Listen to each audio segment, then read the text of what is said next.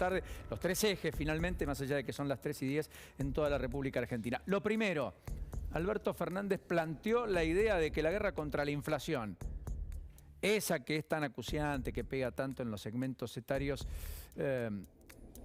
digamos, mayores de 65, 70, por la canasta de los jubilados, que siempre va por encima inclusive de la canasta general, y por supuesto a los segmentos más vulnerables de la sociedad.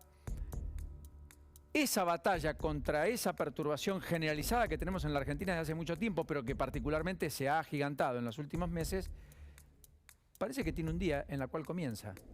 Pero lo hizo el presidente, parecería ser el viernes, después del acuerdo con el fondo, en realidad después de que el Senado valide la reprogramación de deuda con el fondo. Y lo dijo así hoy en el conurbano, miren.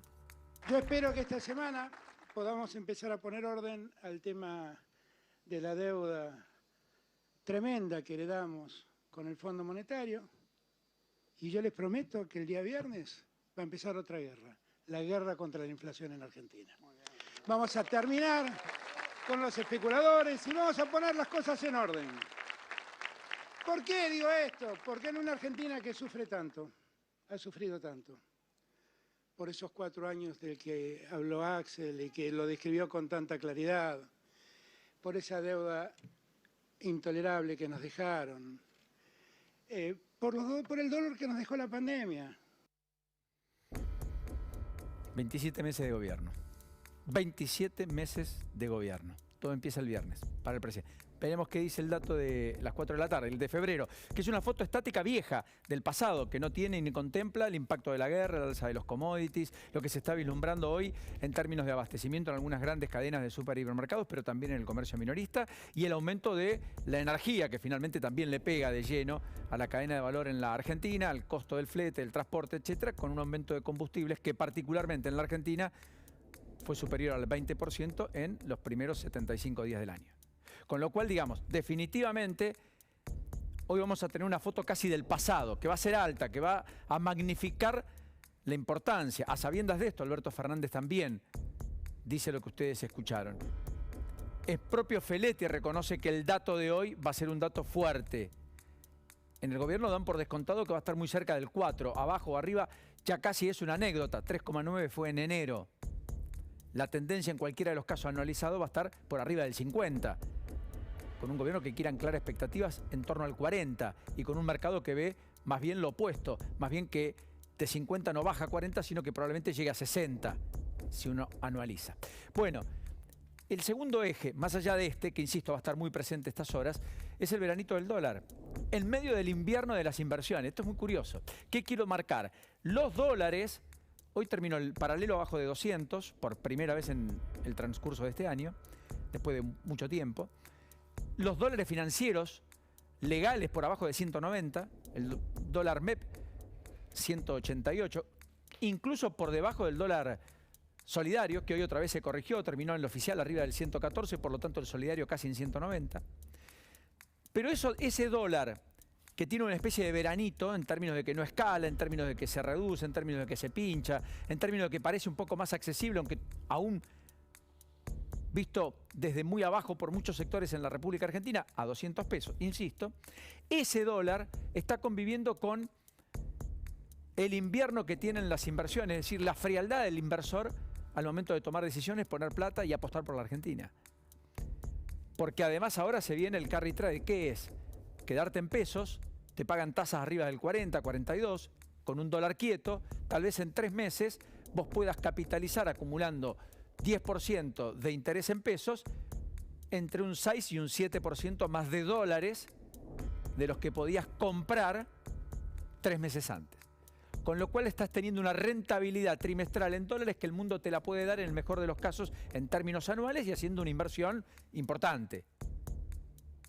En un mundo cuyas tasas de interés van a empezar a subir y cuya aversión al riesgo ha crecido de manera tan notable que hay hasta informes que hablan de una especie de revival del crash financiero al cual asistió el mundo en 2008, con la crisis de la Lehman Brothers, que terminó impactando en todas las economías, en particular en las economías emergentes. Todo esto digo a propósito de la enorme volatilidad que tienen los mercados.